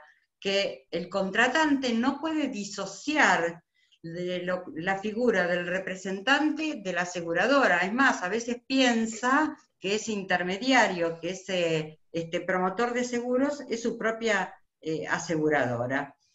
Ahora, ¿cuál es la apariencia? La apariencia es que utiliza el logo, la papelería, la infraestructura, etcétera, etcétera. Entonces, esta apariencia es la que ampara entonces al contratante y legitima entonces su actuación. Con la dogmática tradicional, este acto sería nulo, podría ser desconocido. Entonces, cuando hay una persona en una determinada función, en un determinado rol, y que ejerce determinados actos que son propios de esa, de esa función, no lo puede desconocer. Si yo entro al banco, no le puedo preguntar al señor de la ventanilla que me está atendiendo si él puede otorgar un préstamo que me muestre el poder. Se entiende que si está ahí sentado en el escritorio, etcétera, etcétera, es porque está facultado para hacer determinados actos. Bueno, me voy a detener acá. Tenía algún otro fallo y demás, pero me parece importante que podamos intercambiar alguna idea o alguna pregunta. A ver si están... las preguntas. Estuve recopilando, hay muchísima intervención en el chat, digamos que el chat está en llamas, con una cantidad de reflexiones, de preguntas, la verdad que todas muy pertinentes. Vamos a ver si podemos abarcar la mayoría. Hay varios, Celia, que te piden la cita del fallo de Santander, porque les parece muy relevante y creen que les puede ser muy útil. Yo lo que puedo hacer es mandarlo a graduados, el fallo completo, y ustedes se conectan con graduados y ya lo tienen, porque esto se publicó en el diario judicial y a veces es muy difícil encontrar la cita en el diario judicial. Yo lo encontré hace 2 o 3 días y es más complicado, pero yo lo voy a mandar a graduados. Lo tengo acá en el escritorio, así que lo voy a mandar a graduados. Perfecto. Bueno, acá Silvia lo está poniendo en el chat, aparentemente A ver. del diario judicial, donde nos dice que es el fallo. Así que parecería que siguiendo ese link, ustedes lo van a encontrar, un aporte de un asistente que agradecemos. Y después también lo cita Jorge Fernando Galván Aguirre, también lo está citando. Así que parecería ser que entonces ese tema ya está resuelto. Bueno, muchos el que yo asistentes... tengo es Umansky Nicolás contra Banco Santander. Pero yo igual lo mando a este, porque tal vez es otro similar. Genial. Muchos asistentes recuerdan a Carlos Gersi, entre otras cosas, como uno de los precursores de derecho del consumidor. Bueno, todo lo que dijo Celia lo comparto, y mucha de la gente que está acá lo compartimos, así que nos pone muy contento que acá se lo cite a Carlos Gersi. Y nosotros siempre decimos que si estamos acá, en definitiva, estamos acá porque algún día esta actividad y esta vocación nos la propuso el propio Carlos. Bueno, Juan pregunta si una plataforma falla y se pierde el pago, ¿no podemos considerar que es una cláusula abusiva? Le contesto yo, porque tiene que ver con el tema que yo hablé. Sí, efectivamente, porque la norma, si bien obliga al proveedor a establecer de qué forma se distribuyen los riesgos, una distribución inequitativa o en perjuicio del consumidor claramente podría ser considerada como abusiva. Patricia Antequera Ríos dice que hay una falta general de educación financiera, cosa con la que seguramente vamos a coincidir, y cita una sentencia que a través de un mandato preventivo, además de declarar una cláusula abusiva de un contrato de ahorro previo, obligó a la autoridad de aplicación a informar. Ailén pregunta si comenzará a funcionar el fuero de consumo, cosa que no le vamos a poder contestar, o en todo caso, supongo que sí, es hacer futurología, y a esta altura, en lo personal, yo soy escéptico que en algún momento se pueda implementar. Es decir, ha devenido una norma, una ley en letra muerta. También reflexiona sobre la importancia de que las empresas tengan un soporte de asesoramiento jurídico en el derecho del consumidor. Es algo que siempre decimos. Nosotros, si bien estamos hablando de un derecho tutelar, en donde la parte débil es el consumidor, cuyo parangón más cercano va a ser el derecho laboral, que está, digamos, pensado sobre la base de la vulnerabilidad del trabajador en sus relaciones con el empleador. Bueno, lo que estamos diciendo básicamente es que al empresario le es muy importante contar con información adecuada y con información exacta sobre los riesgos, sobre las condiciones, sobre las obligaciones, sobre los límites que le impone la norma. Eso también sirve para ahorrar costos. Una para Celia, yo las atribuyo. Tomé el trabajo de leer el chat, me tomo la atribución de decirles quién las contesta. Espera un poquito, Doctor, les quiero recordar a los asistentes que tienen una función de Zoom, que es de levantar la mano, para que ellos puedan, para que nosotros nos demos cuenta de que quieren hablar y les podemos habilitar el micrófono, así hacer más dinámico el tema de las preguntas. Bueno. Si lo quiera hacer, fíjese que tiene una función que se llama levantar la mano, y a nosotros nos va a figurar al lado de su nombre una manito de color azul, y vamos a saber que tienen ganas de hablar, así hacemos más dinámico el tema y podemos contestar más preguntas. Perfecto. Bueno, yo mientras sigo, por ejemplo, a Celia le preguntan cómo se puede medir las expectativas de los consumidores, dado que es una cuestión de apreciación subjetiva, y se incluso pueden cambiar estas expectativas en el decurso de una relación jurídica, por ejemplo, por factores ajenos. Atajate. Bueno, sí, en realidad las expectativas, o sea, no son expectativas subjetivas de cada uno de los consumidores en particular, sino estamos hablando de expectativas, de un paradigma mucho más objetivo que la autonomía de la voluntad, justamente, y que tiene que ver con la finalidad de la relación, de ese contrato, de la relación jurídica, las circunstancias que rodean el caso, ¿no? Pero bueno, la finalidad que cada uno de los consumidores que tienen en su mente, pero que no están exteriorizados, no, estamos hablando de un paradigma más objetivo. O sea, ¿qué esperan por eso yo decía, bueno, ¿qué es lo que esperan los consumidores? Y que la marca no le cause un daño. ¿Por qué? Porque pagó más por esa marca. Hay un plus de seguridad. Es decir, que por sobre una confianza normal, que podríamos llamar normal, hay un plus de confianza arriba en los consumidores, ¿no? De manera que siempre tenemos que tener en cuenta ese paradigma objetivo, ¿no? Y no tan subjetivo. Claramente la rubia no viene con el auto. Si tienen esa expectativa, a eso no se refiere. Claro. Se refiere a que el auto funcione. Celia, en la misma línea, hay varias preguntas. Jorge Fernando también lo hace, creo que, bueno, Gustavo. Pregunta, por ejemplo, ¿cómo se cuantifica, cómo se valora económicamente esa expectativa o esa confianza defraudada? Cuando vos hablás del valor económico de la confianza. Bueno, en realidad la confianza da lugar a a múltiples daños, ¿no? Un daño es por el incumplimiento del contrato, o sea, por el incumplimiento de la expectativa. Es lo mismo que en un contrato tradicional. Lo que cambia es la extensión de la obligación. Lo que podríamos discutir es la confianza como daño autónomo, ¿no? Que esto todavía no está trabajado por la doctrina y la jurisprudencia como un daño autónomo, porque por ahora lo consideran como un daño moral más agravado, más incrementado. O sea, te incrementan el daño moral porque dicen que se lesionó la expectativa. Ahora, ¿cómo lo cuantifican? Yo te haría la misma pregunta. ¿Cómo se cuantifica el daño moral en sí mismo también, no?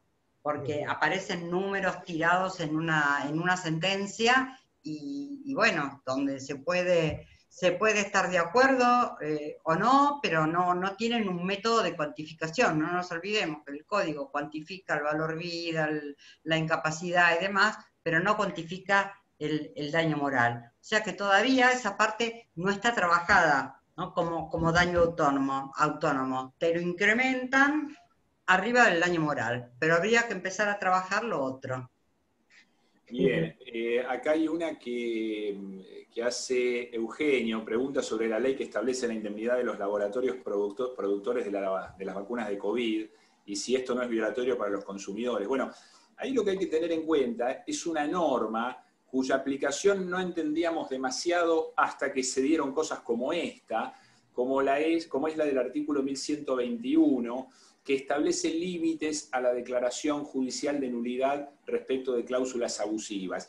Y uno de esos límites que fija la norma en uno de los incisos es cuando existe una norma proveniente de un tratado internacional o de una ley de orden público que fija determinada conducta, determinado actuar, y que si está reflejada en una cláusula contractual no podría ser declarada abusiva. Bueno, creo que ahí tenemos un caso específico en donde el Estado asume, digamos, o toma a su cargo los reclamos y le garantiza la indemnidad a los laboratorios, con lo cual las cláusulas contractuales que van a establecerse al momento de distribuirse y aplicarse la vacuna contra el COVID van a establecer o van a tener esas limitaciones de la responsabilidad civil. Bueno, se supone que fundada en una cuestión de orden público, de interés general, como es el hecho de contar con la vacuna rápidamente y poder salir a flote de esta pandemia de la mejor forma, estamos hablando de una cuestión verdaderamente de salud pública, sea tolerable,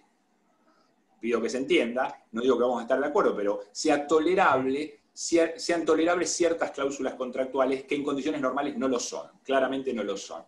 Lo que pasa que hay que tomar en cuenta que es una situación de emergencia, es una situación excepcional, porque en realidad lo que se estaría aplicando ahí es de manera clara y lisa el riesgo del desarrollo. Esto es lo que es. Exactamente cuando vos no haces responsable a alguien por la utilización del medicamento, en este caso, o de la vacuna. Lo que pasa es que se amparan en el hecho de la emergencia. Es una emergencia global. Bien, me parece. Bien. Por ahí, Waldo está desesperado por hablar, eso iba a decir yo. Está ahí mandando mensajes. Le tienen que habilitar el micrófono. Sí, estoy en eso. Lo pidió por favor, pobre. Ahí estás. Ahí te habilitaron el micrófono, Waldo. Gracias. O sea que fuiste tan nombrado hoy. Sí. Además yo estaba haciendo publicidad del libro. Acá lo Sí, tenemos. Yo vi. Claro, viste, que no sea cuestión que la gente se lo pierda. Aclaro que cobro mi comisión por cada libro que vende Celia, ¿no? Pero bueno, eso es aparte, es otra cosa distinta. No, muy rapidísimo. Recién preguntaba uno de los colegas respecto a las expectativas razonables. Amigos, esto es facilísimo de hacer hoy en día. Recordemos que el gran tema del siglo XXI es inteligencia artificial. Hoy ya tenemos algoritmos inteligentes. Con los algoritmos inteligentes es una estupidez saber las expectativas razonables. En el ámbito chiquito que yo manejo de los seguros, ¿cómo haría una compañía de seguros de buena fe para saber las expectativas razonables? Muy fácil, agarrás los últimos 10.000 siniestros que rechazaste, con algoritmo inteligente ves cuáles son las causales, ahí aplicás la ley de Pareto, donde con el 20% de las cuestiones tenés el 80% de la efectividad, ahí tenés esas expectativas razonables y seguramente que no van a ser más de 10. Entonces, complementando lo que bien decían los chicos, ahí también viene el deber de información. ¿Qué debe informar la compañía de seguros al consumidor? ¿Todas las estupideces que nos dicen? No, pues nos dan 37 kilos de póliza que nunca nadie va a leer jamás en la puta vida. ¿Qué te tienen que informar? Esas 10 cuestiones que son las expectativas razonables que bien te decía Celia. Entonces, una vez que te explican eso, como dice Gina, se achatan las expectativas y con esas 10 cuestiones te analizan todas las expectativas razonables que, reitero, las compañías de seguros a través del Big Data y el Data Mining, merced a algoritmos inteligentes, tienen clarísimo cuáles son las expectativas que tenemos cada uno de nosotros, porque tiene un perfilamiento de cada uno, mis amigos. No existe más la Claro, privacidad. pero ¿sabés lo que pasa, Waldo? Que vos lo estás viendo desde el lado de la empresa, pero ponete desde el lado del consumidor. ¿Sí? Cuando el consumidor va a accionar, no le puede preguntar al algoritmo. El algoritmo lo tienen las empresas para sus intereses, digamos. Pero cuando vos interponés una demanda, bueno, la cuestión es, ¿cuáles eran las expectativas que emergían, digo bien, de ese contrato? ¿Sí? Más allá de la utilización de los algoritmos, que a mi entender tiene que ver con el lado empresarial, que sabe los gustos, las preferencias, etcétera, etcétera, y se manejarán conforme a eso, ¿no? Es decir, esa parte se complementa con esta. Sí, claro, por supuesto. Lo que yo voy es que lo mío está en línea con lo tuyo, en el sentido que las compañías de seguros hoy saben las expectativas razonables que tenemos nosotros. Obvio. ¿Okay? Saben Entonces, todo. por aplicación Discúlpame, de... los algoritmos saben más que vos, o sea, Obviamente. Entonces, por aplicación del... puede dirigir mi persona mejor que yo misma el algoritmo. Me Por puede aplicación decir qué película me gusta, por ejemplo. Todos los días me dice Netflix que me gusta. ¿Qué coincidencia tengo? El 98%. Y yo le hago caso porque sabe más que yo. Obvio. Y vos fíjate, por el 1735, cargas probatorias dinámicas y la ley de defensa del consumidor, como la compañía de seguros, merced al Big Data, conoce todo ello, va a tener Sí. que ser ella la que va a tener que acreditar cuáles eran las expectativas razonables que no coincidían con las tuyas, de manera tal que el principio general va a ser que ellos van a tener que satisfacer esas expectativas razonables. Y cierro con esto. En Estados Unidos, la teoría de las expectativas razonables es la manera en que los tribunales se utilizan para determinar qué es lo que quiere el asegurado. Por eso la autonomía de la voluntad ha sido reemplazada por el orden público. Totalmente. Acá lo que hay que entender es esto, que es el reemplazo de la autonomía de la voluntad, que no va más, por las expectativas. O sea, obligaciones, o sea, las expectativas es la medida de las obligaciones, es lo mismo. Lo que pasa es que hay que verlo de un lado y del otro. Eso tiene que ver con la objetivación del contrato, que es Claro. otro tema también. En la actualidad los contratos están todos objetivados, o en su gran mayoría. Este es el otro punto. La autonomía de la voluntad prácticamente no existe. Hay una mano levantada, Verónica, a ver si se te habilita el micrófono para que puedas intervenir. A ver, ¿dónde está Verónica? Estoy solicitando para que reactive. Ahí está. Hola, buenas noches. A ver, antes que nada fui ayudante de la doctora, se lo comenté los otros días a Graciela de la cátedra del doctor Gersi, así que los vengo siguiendo a ustedes como seguía al querido Carlos, que estaría muy orgulloso hoy, por cierto, de escucharla, doctora. Perdón la emoción, pero bueno, es un gran recuerdo para mí el doctor García. Quería consultarles esto justamente que planteaba recién Waldo. Él lo ve del lado de, obviamente, del lado de empresarial, pero justamente es una consideración, por lo menos una opinión mía, que tanto las prepagas, los seguros, cuando te llenan tanto de información, porque uno que a veces tiene contacto con la gente, ellos no leen las pólizas muchas veces, ni siquiera saben a qué se someten o cuáles son las limitaciones de las pólizas o las contrataciones de medicina prepaga, que me encantaría si ustedes en algún momento pueden hacer una charla de medicina prepaga, porque la gente no conoce, por ejemplo, por hacer una analogía, el programa médico obligatorio.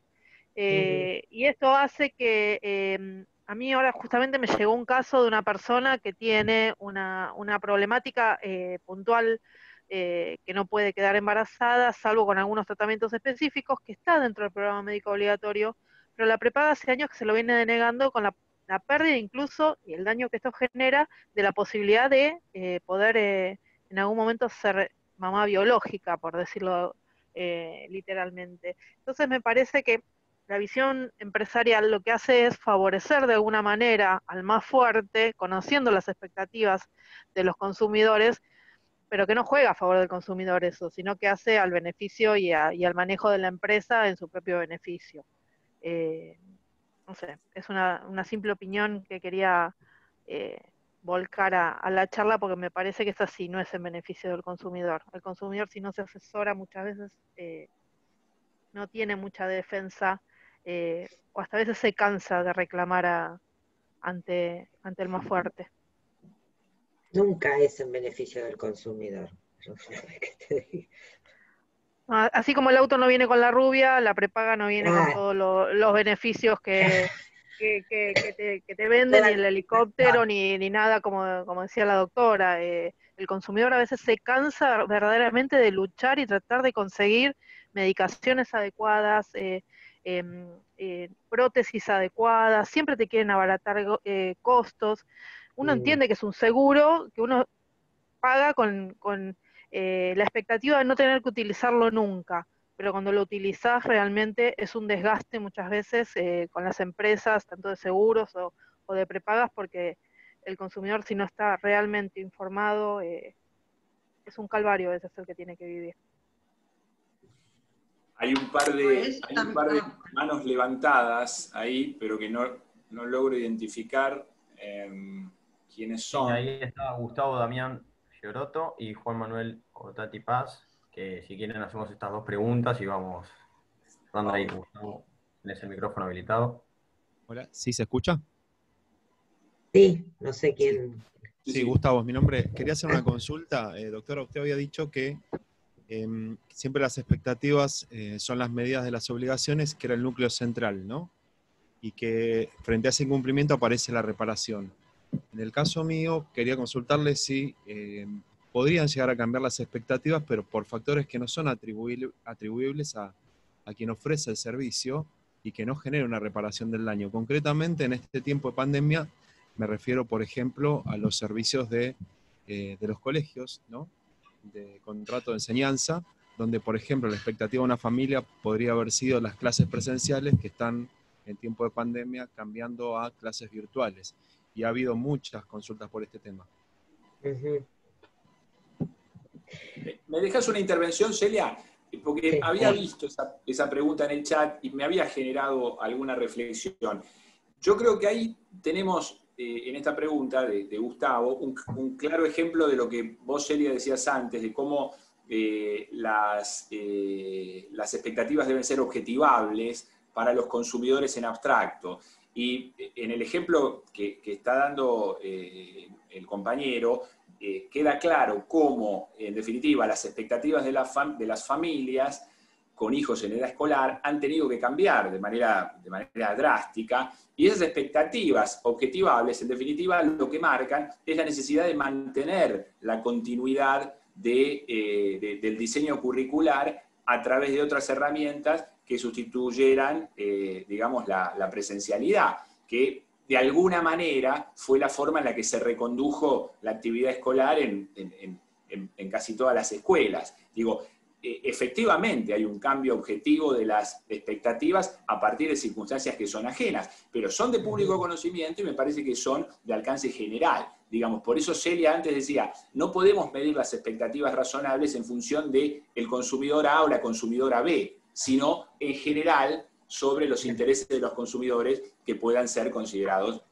objetivamente merecedores de confianza. Perdón, Celia, me adelanté. No, está bien, me parece perfecto. Además hay que tomar en cuenta que todo interés individual cede frente a un interés general. Y esto es una situación particular, es una situación de excepción, como dije antes. Sí, salvo cuando se termine la excepción, o cuando disminuya la excepción. O sea, es que en la medida, hablando de la pandemia, que la pandemia pueda ir más o menos manejándose, la expectativa es que te den las clases presenciales. Ahí sí, digamos, claro, dejan de ser subjetivas para ser objetivas ya para toda la población.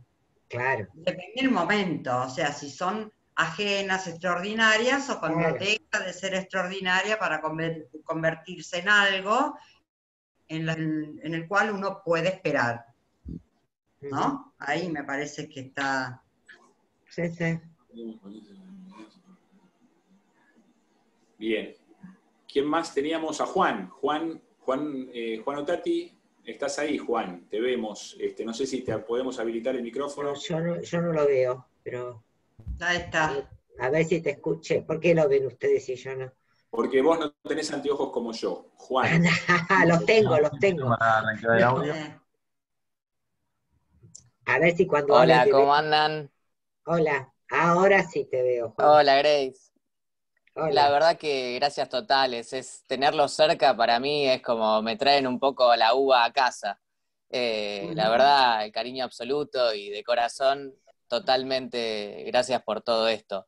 Mi pregunta iba, como Diego hablaba, y particularmente el tema que tocó Diego, comercio electrónico, uno de los proyectos de código de consumidor, el primero, el que salió, digamos, inclusive hubo todo un análisis en la ley, el artículo 73 hablaba de que una de las formas de librarse de responsabilidad de los e-commerce o los portales de venta por internet, que es lo que básicamente trata el proyecto, era demostrar que no ha generado confianza. Y a mí siempre me resonó eso, digamos, si en el mercado alguien puede no generar confianza y vender algo, digo, porque si no hay confianza, ¿quién va a adquirir un producto del que no confía o que no tiene expectativas? Entonces, si ustedes, o qué entienden, o digamos, en miras de qué tenía el legislador para, calculo que eso fue un eufemismo de no generó esa expectativa, ¿no? Pero bueno, también estos problemas que después traen una sanción de un término que no, digamos, no tendría algún asidero en la realidad económica, o en la realidad que también contaba Graciela, cómo se manejan las empresas. Hoy una empresa que no genere confianza, dudo que tenga un problema económico porque no existiría en el mercado directamente. Y bueno, ¿qué pensaban ustedes? Mirá, vos sabés que la norma que acabás de comentar fue justamente uno de los puntos más discutidos, sigue siendo discutido, en el trayecto, digamos, de debate del anteproyecto a lo que después fue el proyecto, que primero fue un anteproyecto de ley, que ahora es un proyecto de código.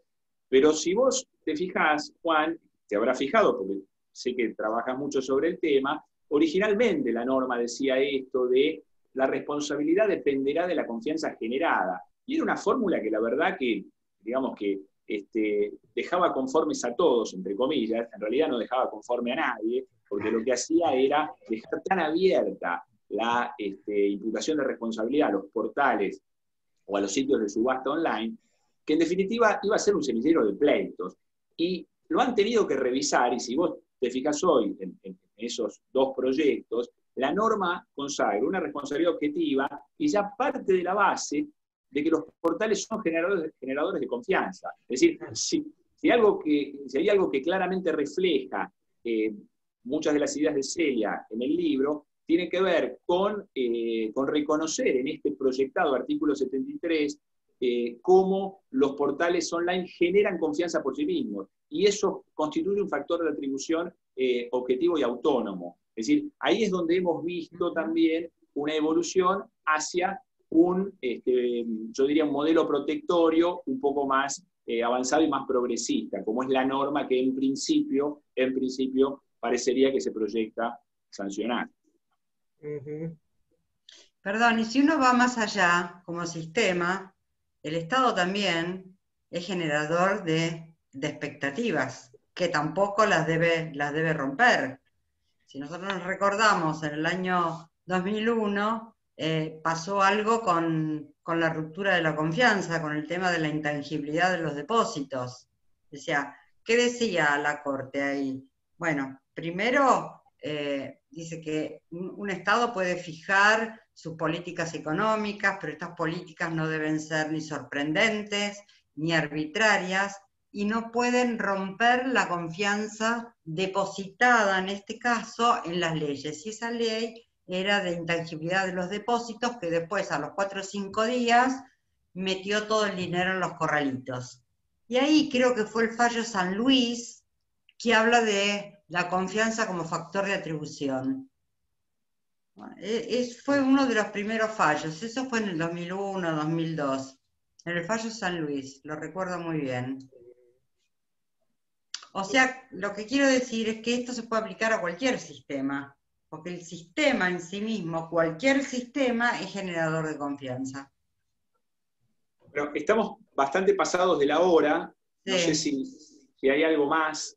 La verdad que nos hubiera gustado seguir debatiendo, porque la verdad que se ha vuelto muy, muy rico el debate. Como siempre digo, el debate es más enriquecedor que las exposiciones, muchas veces, pero bueno, la verdad es que no tenemos más tiempo, así que, bueno, no sé, Graciela, Celia, agradecerles a todos digamos, por el compromiso, por haber estado acá, por haber participado. Esperamos haber dejado, como decía siempre Carlos, algunas ideas, disparadores para seguir pensando. Algunos disparadores, claro. Sí. Como para que se queden reflexionando, ¿no? Bueno, será hasta otra oportunidad. Nos despedimos entonces. Hasta un próximo encuentro. Muchas gracias a todos. A todos. Hasta luego. Buenas noches. Buenas Chao, noches. Graciela, Diego. Chao a todos. Chicos.